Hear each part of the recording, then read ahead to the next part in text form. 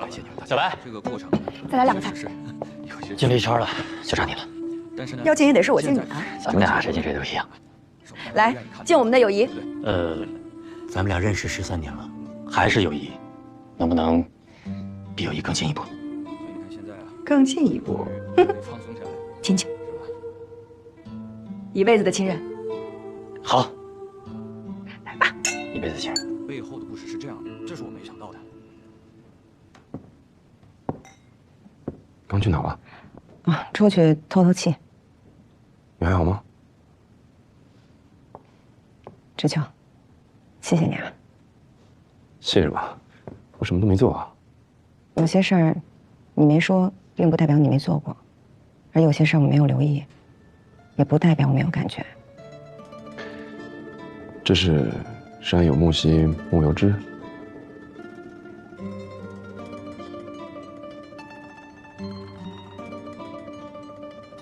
是除去巫山不是云。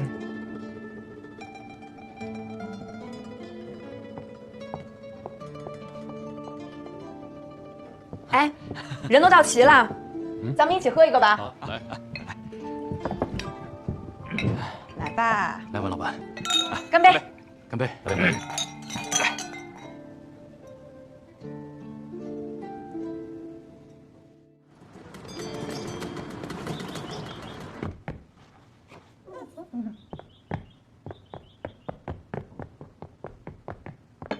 谢谢。你慢着点儿，我给你洗洗再吃。大哥，一定要走吗？我跟周燕的离婚手续也办完了，该走了。其实文氏大药房马上就要在陆家嘴那儿开分店了，我和文老板正打算把你调过去，在那儿管事儿呢。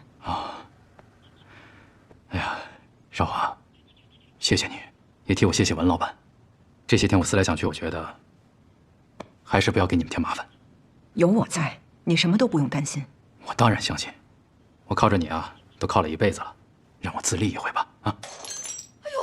我的小祖宗，小宝，哎，没事，碎了就碎了。这个年纪的男孩子正是淘气的时候。这个儿子让周燕给带坏了，我回去以后也不做什么，就安心的守着他，也许还能扳回正道上来。既然这样，大哥我也不留你了。你回去以后，帮我多关照一下宋平吧。他除了我以外，也没有什么别的亲人了。好。对了，大哥，我还有一件事儿。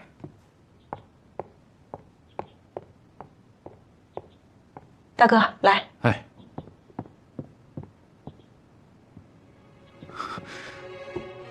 咱们家的招牌，我把池春堂的招牌买回来了。你是打算重开池春堂？对，这也是我一直的梦想。哎呀，本打算再等几年，等实力雄厚的时候，再重振家业。但既然现在你要回去了，要不你就把池春堂的招牌先带回去，把它先开起来。这个招牌是在我手上丢的，我哪还有资格？还是你来开吧，也别回齐州了，就开在上海。另外，这是我一直随身带着的，这里面装的就是万灵丹的配方。现在，我正式把这个秘方传给你。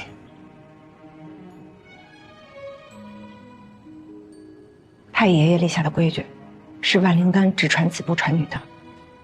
楚家的儿子从爹那辈开始就没有一个有出息的，这个秘方在我们手上也是糟蹋。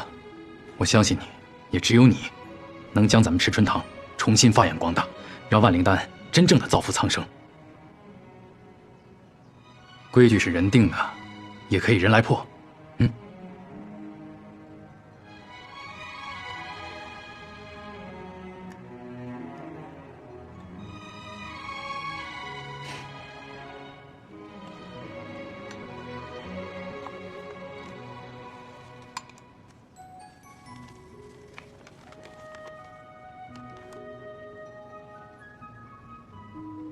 大哥，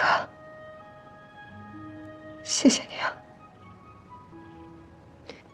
你放心，我绝对不会辜负太爷爷当年的初心的。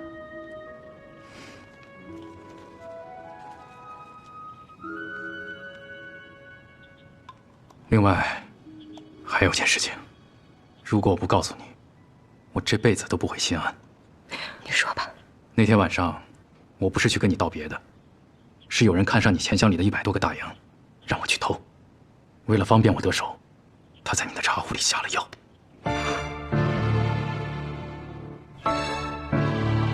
周家，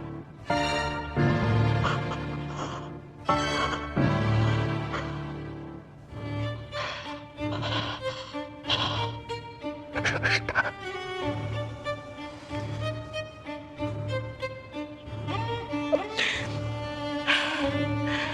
之前，不管他对我做的多过分，我都对他留着一份情。之后，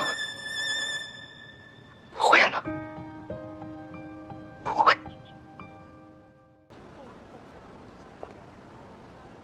好。哎，这个样式还有没有别的颜色啊？还有灰色和咖啡色。那一样给我来一套吧。好的呀。哎，姐，哎，一套就够了。不够换的，至少要3套。姐，我不要了。这什么意思啊？我不能再花你的钱了。可是你要出国留学，出去了咱得穿得体面一点，咱不能让外人看不起咱们呀。我不想留学，我要去你的药铺当职员。那我的药铺可不缺中学生。姐，我这些年上学生活花的都是你的钱，现在我毕业了，我不能再让你破费了，应该是我报答你的时候了。来，你跟我去个地方。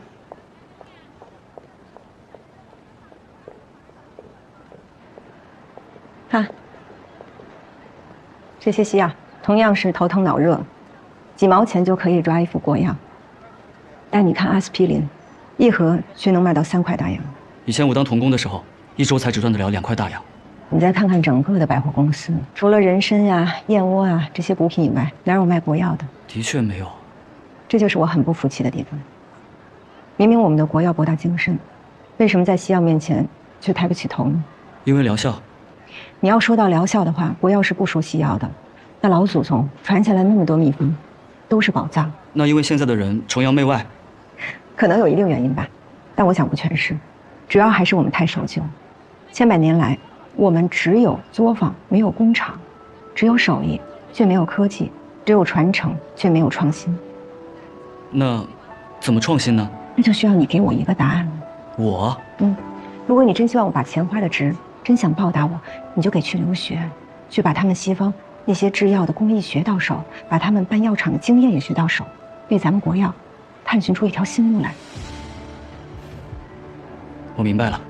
程辉，姐希望有一天我们的国药能跟西药并驾齐驱，希望老祖宗留下来的秘方可以造福更多的国家。我更希望有朝一日，我们国药能够发扬光大，走出国门。姐，你放心，我一定会带着最新的工艺和最先进的经验回来，一定要让我们的国药发扬光大，走出国门。走，咱们先把衣服拿了。好，3套都要啊。老板，如果年底之前东北的货源不能续上，至少损失这么多。要是这样的话，我们在上海还怎么立足啊？韩三爷那边怎么说？他已经自身难保了。就因为他跟日本人搞僵了？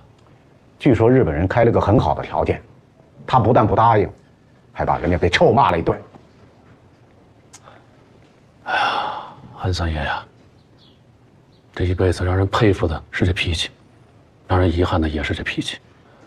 可是他不光害了自己，还把我们的大好局面给毁了。也许这反倒是咱们的机会。老板，东北现在已经被日本人占领了。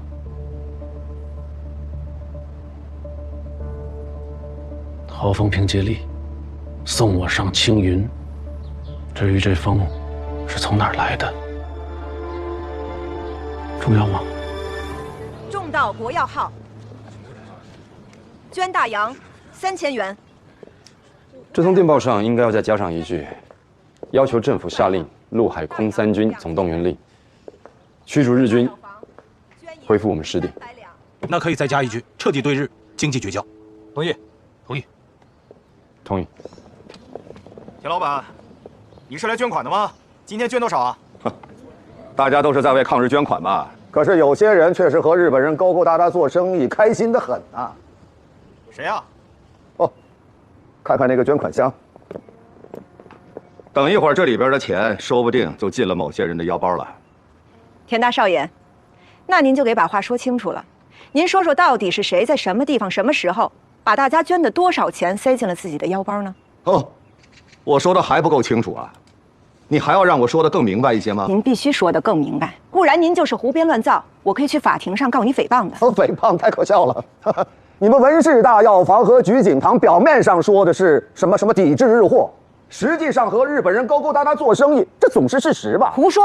我们文氏大药房从来就没有跟日本人做过任何的生意。好，那我问你，大家都知道现在东北的市场被日本人控制了吧？各家，你们的库存只要是产自东北的药材，全都见底了吧？可是偏偏你们那儿货源充足，这是为什么？哎呦，田大少爷，亏得您还做了这么多年的生意啊！难道您不知道有一个词儿叫囤货吗？囤货呀，如果你囤的是什么陈皮、半夏、麻黄这样的药，我也就信了。可是当下最时令的药物，你们那是应有尽有啊！你问问大家，说你没跟日本人有勾连做生意，大家信吗？人家夏老板在东北市人脉广厚，渠道也丰富，是以能够保证货源的，这又有什么可奇怪的呢？哼，只怕夏老板的渠道就是日本人吧？你说什么？各位同仁，眼下是国难当头，大家就是应该同仇敌忾。可是有些人，像夏元、文之秋、楚韶华之流，勾结日本人，大发国难财，他们不配成为中国人，更不配成为我们国药工会的一员。作为工会主席团成员之一，我提议驱逐他们3个，同时罢免夏元工会主席的职务。田大少说的对，同意。同意罢免。同意。田通道，你这完全是血口喷人，无中生有。在座的各位都有权利提出任何的动议，但是否采纳，那还得要是国药工会全体理事投票表决啊。好啊，那就尽快安排，尽快投票，尽快清除毒瘤。一定尽快。这个就很好。夏老板，试配一下。哟，这是怎么了？刚才国药工会田大少以我们在东北药材库存量充足，指控我们跟日本人勾结发国难财，还提出了要罢免你的动议。夏老板，我的建议是，我们立即公开进货单据，以示清白。他要罢免我？如果不马上澄清的话，一些工会的成员可能真的会被他蛊惑。这个田大少，真是贼心不死啊！只要我们表明抗日的决心，拿出行动来，我想这样，我给你们介绍一个人，小村先生。这是我多年的好友，也是我现在的合作伙伴，小村制药株式会社的小村森一先生。初次见面，请多多关照。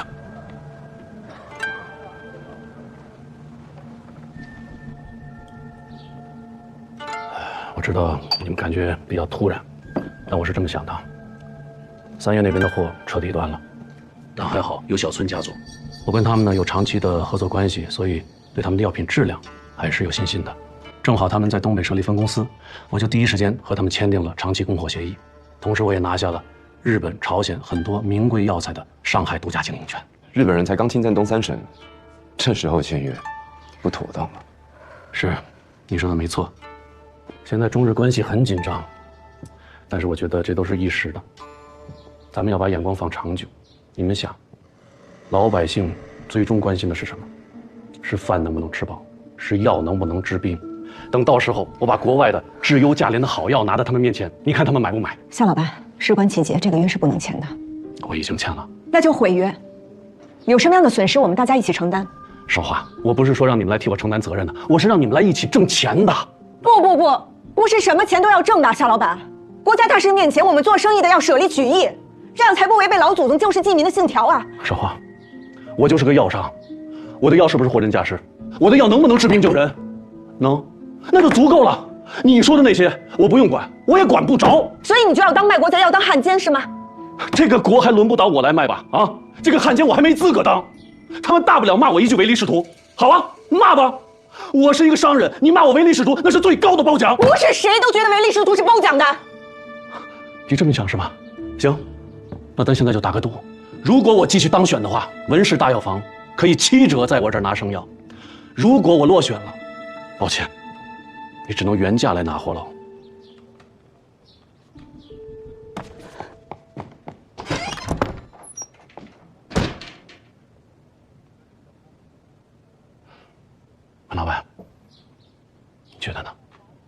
夏老板拉了一手好票，你也不吃亏啊。宋平，你出来吧。我知道你一直在跟着我。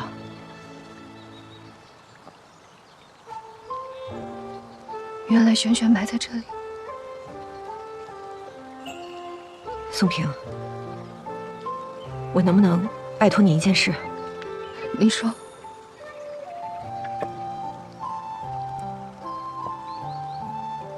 我以后不在这儿的时候，你能不能替我多来看看萱萱，陪她说说话？虽然这儿有山有水，有小草有小花陪着她，可是她死的时候还那么小，我怕她一个人寂寞。我还记得那时候，萱萱除了我，她最喜欢的人就是你。我有的时候还因为她写字偷懒打她手心呢。可你从来都没有打过她，还总是偷偷的给她塞好吃的。是，你怕她牙齿坏，不让她吃糖，她就偷偷来找我。她知道我一定会给她的。她也最喜欢我抱着她，她还总说小婶儿的怀里最温暖，最舒服了。萱也最爱吃你做的饭。其实我做的没有你做的好吃，但偏偏我们萱萱喜欢。可惜了，萱萱再吃不到你做的饭了。可惜了。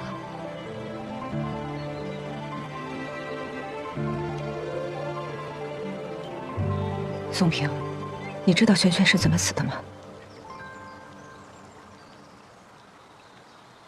她是被陈二顺用我亲手给萱做的小护枕头活活捂死的。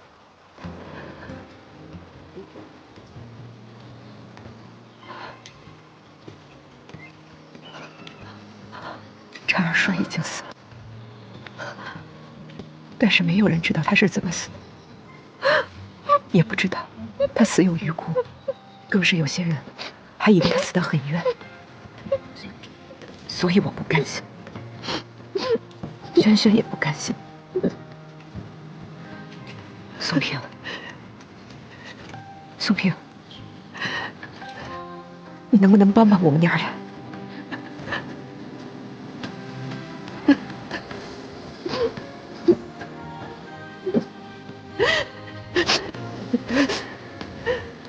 我不知道。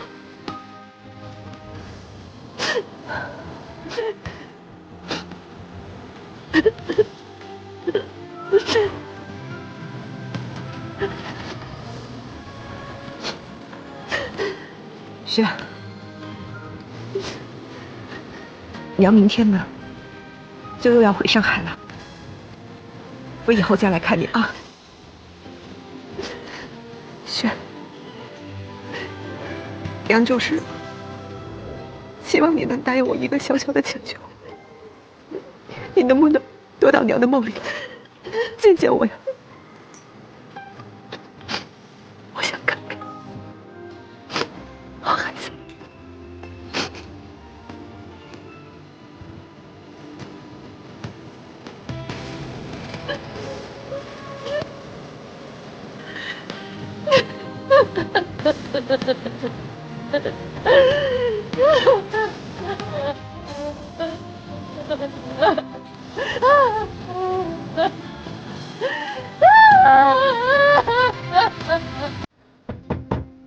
请问宋平在家吗？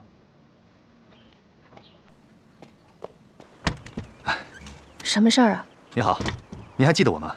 我是以前华顺药铺的掌柜小王，我现在开了自己的药铺，叫怡心药铺，对，就在咱们东街上。我现在铺上啊有一个杂工的空缺，不知道您愿不愿意来？我1个月给您20大洋的薪水，哎，如果你愿意学点手艺，这薪水还可以涨，哎，学不会也没关系啊，只要我怡心药铺在，您就能一直干下去。我愿意，我愿意。对了，大少奶奶特别叮嘱我啊，让我预支了半个月的薪水给您，这个您先拿好。哪个大少奶奶呀？不是，哎呀，您看我一直改不了嘴，这大少奶奶就是楚韶华楚小姐。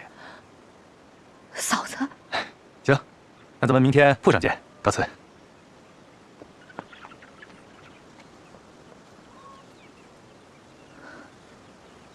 张婶儿，张婶儿，张婶儿。啊，张叔，宋平，你吃过没有啊？你快吃点。啊，吃过了，吃过了。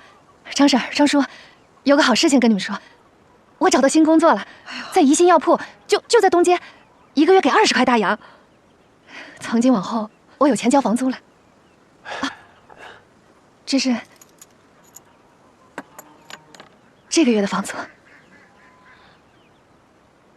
这个我们不能要。要的要的，这么多年你们都没有收过我房租，我这心里我一直，哎呀，我这脑子我说不出来，但我就是这么个意思。我现在能赚到钱了，这要还不给房租，我这成什么人了？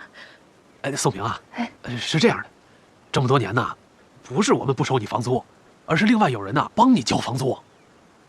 啊，谁呀？具体是谁呀？我们也不知道。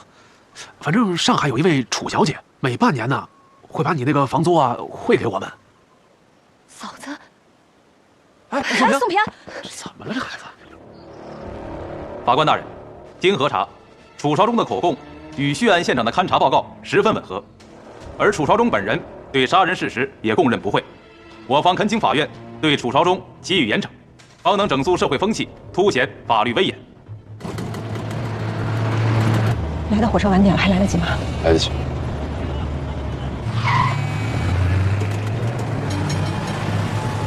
被告，你们还有什么话要说？法官大人，我方还有几名重要的证人在路上，恳请您能再给我们一些时间。林律师，你这是在用拖延战术吗？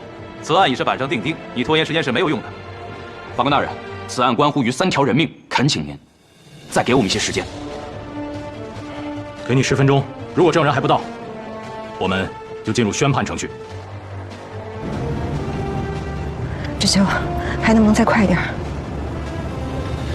坐稳了。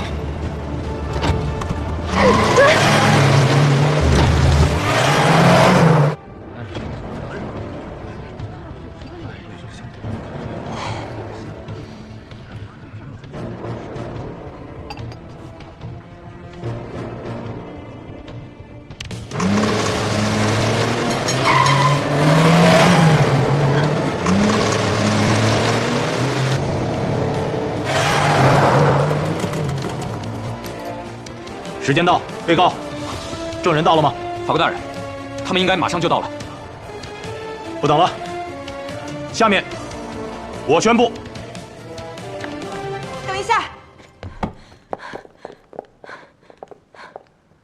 法官大人，我方申请传唤我方证人楚韶华出庭作证。传证人楚韶华出庭。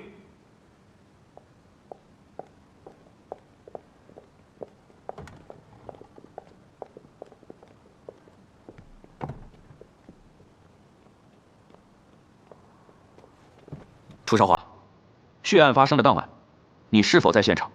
我在。那你是否亲眼看到了这位楚韶忠杀人的过程？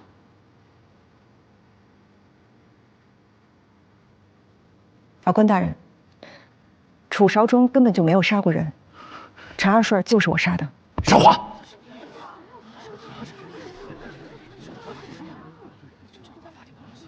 肃静，肃静。楚韶华，你为什么不得不杀了陈二顺？当年，陈二顺串通他娘陈张氏，让陈张氏到药铺来给我送鸡汤，而那鸡汤里面有迷药。当晚，我察觉到了那鸡汤里面有异，但是我却没有想到，他们在我的茶壶里面也放了迷药，所以我喝了带迷药的茶以后，就渐渐的失去了反抗的能力。后来我才知道，陈二顺当天是安排了人破坏了药铺的大门，他闯到我的屋里来，然后他强奸了我。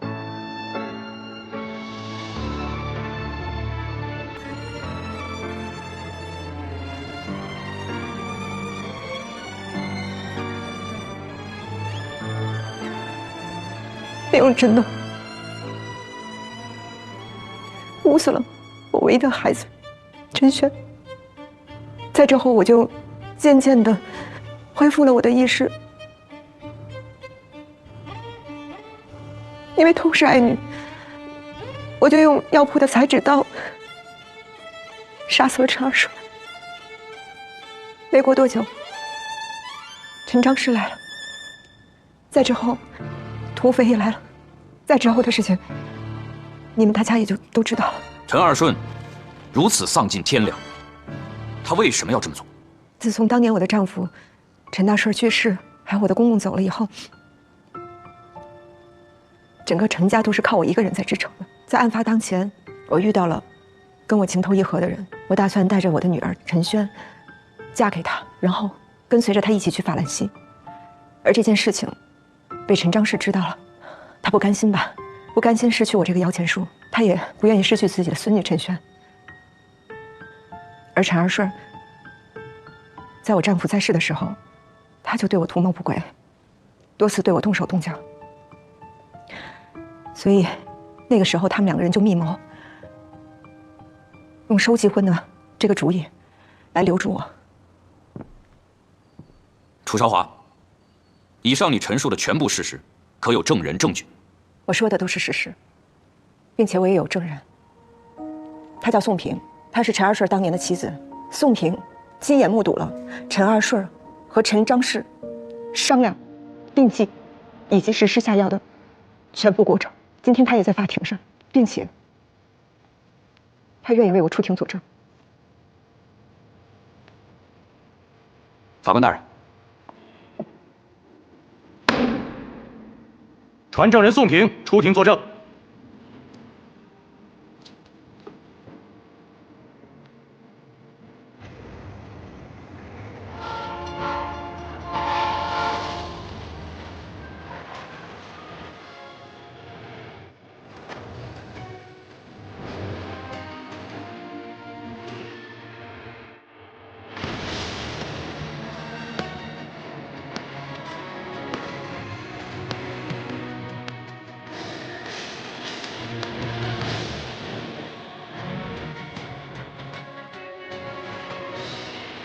轩，娘跟你下辈子再见啊！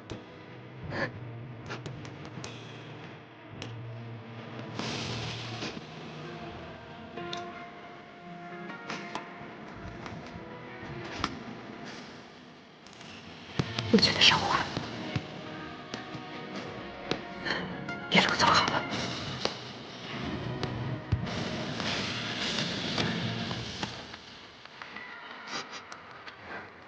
少华，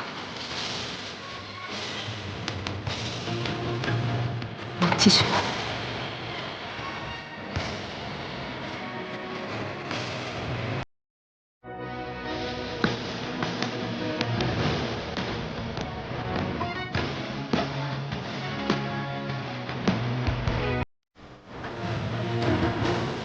我得再见你们俩一个。这次如果不是你们俩，这案子不会这么快就了结了。真的要谢谢大哥，要不是大哥不顾一切挺身而出，替我们争取这个转换的时间。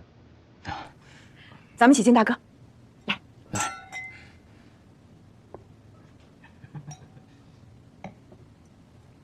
韶华呢？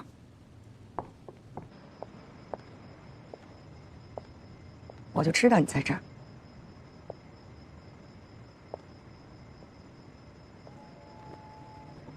怎么了？过去的一切，终于可以彻底放下了，你不高兴？是啊，仇报了，案子也结了，但就是挺遗憾的。一切失去的，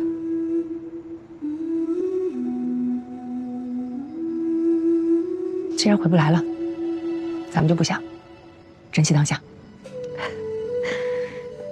当下，我们当下还有什么呀？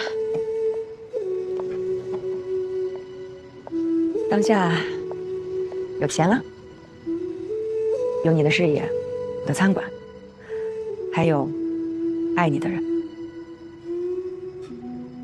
你爱我，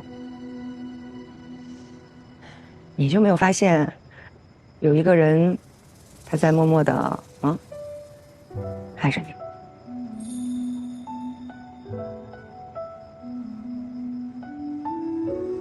他。小白，小白，来啦！好好想想。穆子如之前不顾金先生的政治前途，接下买凶杀人的生意，就已经让金先生十分不满了。而这次又因为鸦片案得罪了财政部，他从中私吞了100多万。就算是金先生再大度，他也不可能再把他留下来了。更何况金先生本来也不是什么大度的人。现在南京政府的各部门都在想着捞钱，都在走私鸦片，互相攻坚。与其说穆子如是死在金先生手下，不如说他是死于这场内斗啊。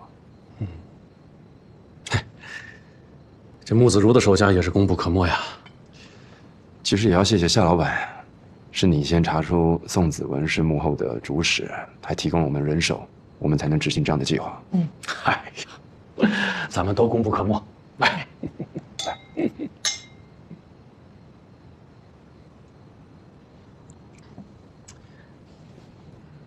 找个合适的时间地点，把这批货销毁吧。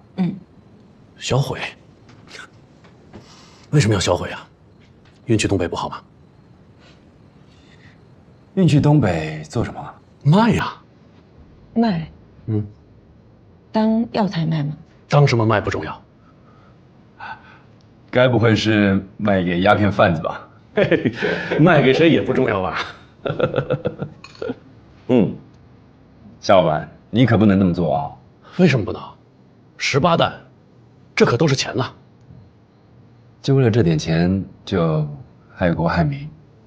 这就像你说的，这点儿钱，这可不是一点钱，这是100多万，而且这批货本来就是国民政府采购的，它就是国民政府要大大方方卖给国民的啊！国民政府都能卖，我为什么不能卖？难道我还要跟钱过不去吗？啊，是吗，少华？好了，不说这个了，来吃菜。志秋，这儿。这有些钱是不能挣的。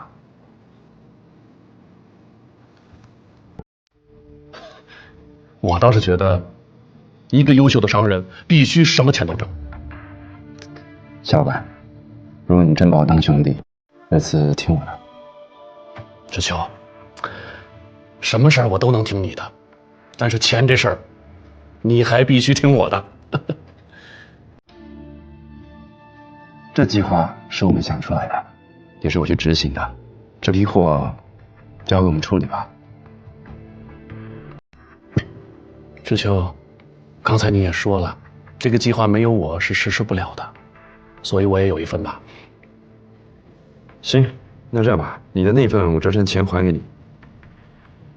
那这样，你那份我卖了货多分你1成。夏老板，你这么说，我们就很难当兄弟了。志秋，你要这么说，那抱歉了，货已经装上了。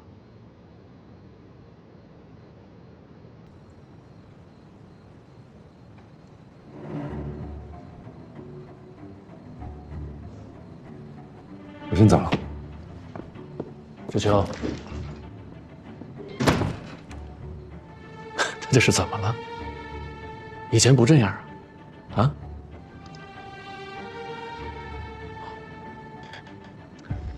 少华，哎，怪我啊，没跟你们商量一下。这次算我的失误，下不为例，好吗？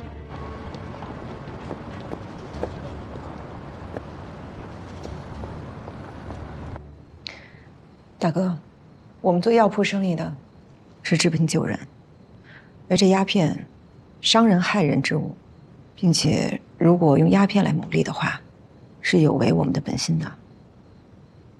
是，你说的有道理。开药铺要治病救人，但开药铺还有一个目的，就是挣钱呐。你不挣钱，也是违背初心的，对不对？而且退一万步讲，这些吸食鸦片的人，都是无药可救、死不足惜的。如果夏初还在的话，你觉得他会怎么劝你？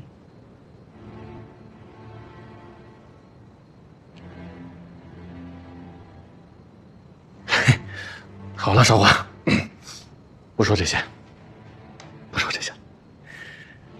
那个，什么时候来聚景堂报道啊？我考虑好了，夏老板，我还是会留在温氏大药房。为什么？因为我觉得我和温之秋在一起更合拍吧。不好意思啊，我也有点急事儿，要赶紧先去忙，就先走一步了。实话。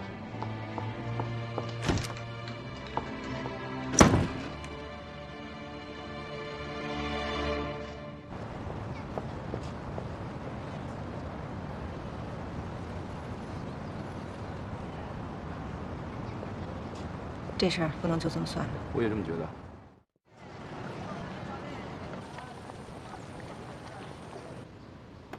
你的好，谢谢。周燕，哎，来签这就可以了。哦。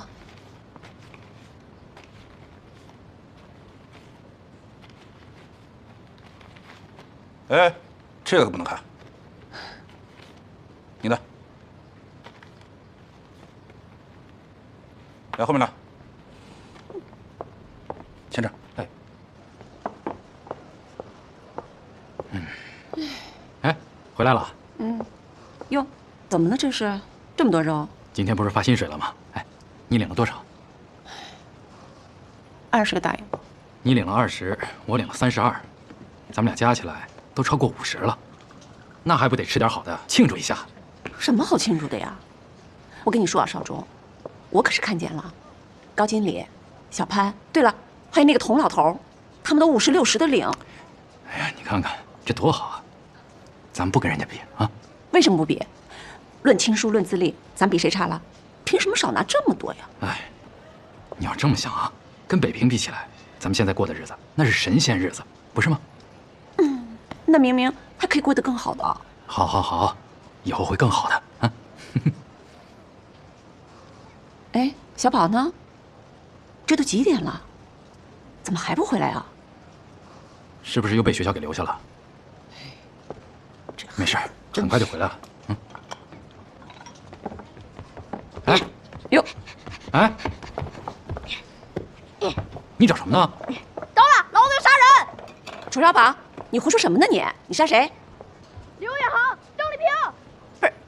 那不是你校长和老师吗？对呀，他们敢开除我，老子要杀他们！你说什么呀？啊？他凭什么开除你？哎，小宝，都给我放下！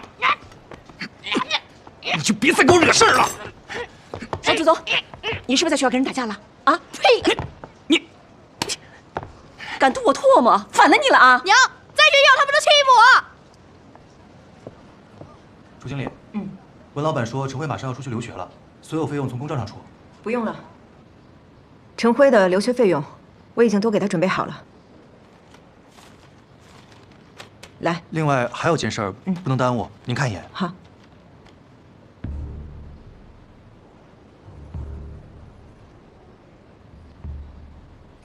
我来处理吧，还有吗？没有了。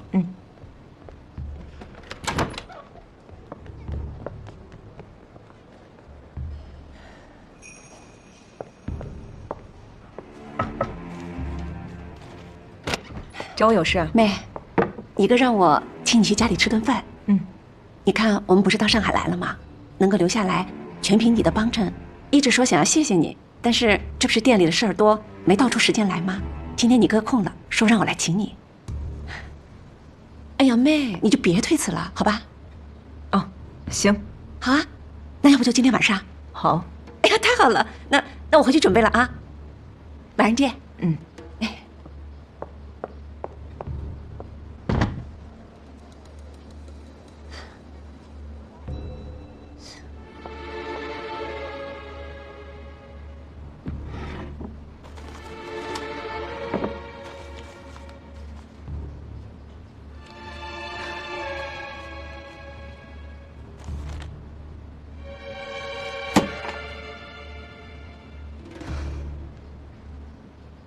都好吗？就那样。不过生意还是很让人欣慰的。春江花月因为韶华出了几个主意，有起色了。听说你们恢复从前了，挺好的。你呢？我怎么了？还是单身吗？二妞，我们不适合啊。你想什么呢，文之秋？我二妞再缺，我也不能找朋友的男人啊。我是想问你，要不要继续把韶华追回来？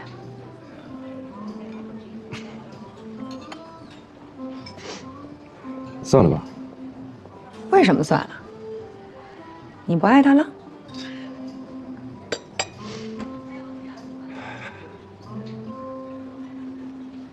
夏初已经不在了。就是因为他不在了。嘿，文之秋，你跟我认识的那些男人还真不一样。怎么不一样？你太绅士了。你说以前有人在你前面挡着，你往后退，现在没人了，你怎么还退呀？我就跟你直说吧，韶华现在状态不好，我很担心她。他怎么了？你看，你还是很在意她。她现在看起来很正常，但是跟以前完全不一样，眼里没光了，也完全没有以前那个劲儿了。所以，如果你真的在意她的话，咱们就一起努力，把以前的韶华找回来。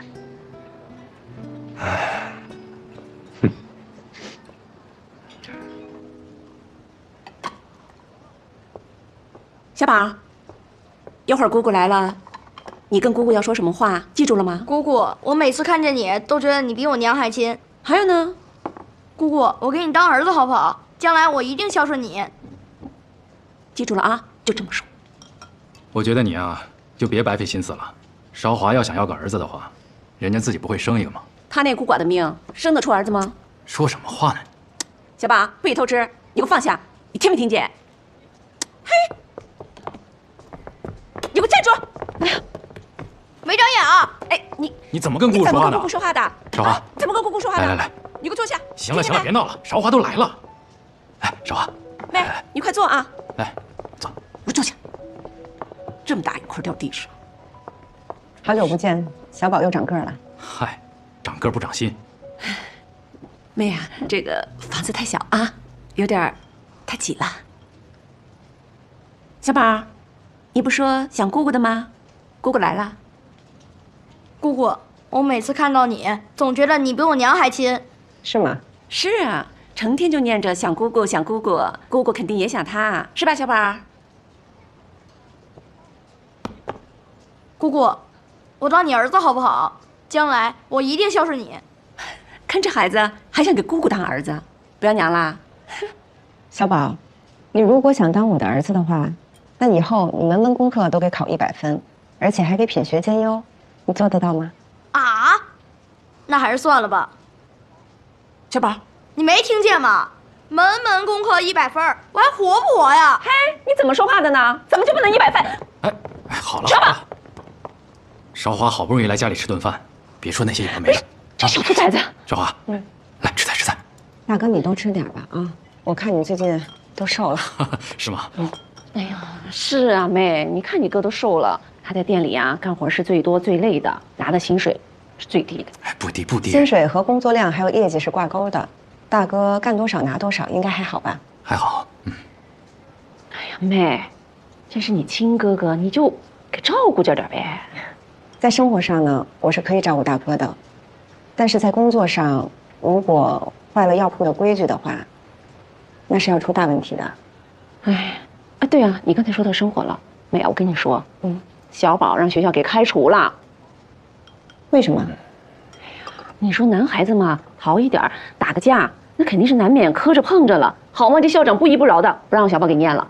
韶华，能不能你跟学校那边说一说，再给小宝一次机会？这个，哎呀，妹，咱不求他了，咱们转学。我觉得那个圣方济挺好的，咱们上那儿念。圣方济的学费，你知道一年要多少钱吗？那再贵也贵不过出国留学吧。其实不管是圣方济还是出国留学，只要是小宝的成绩够的话，我都是支持的。不过我看他现在这个样子，也是不想继续读书了吧？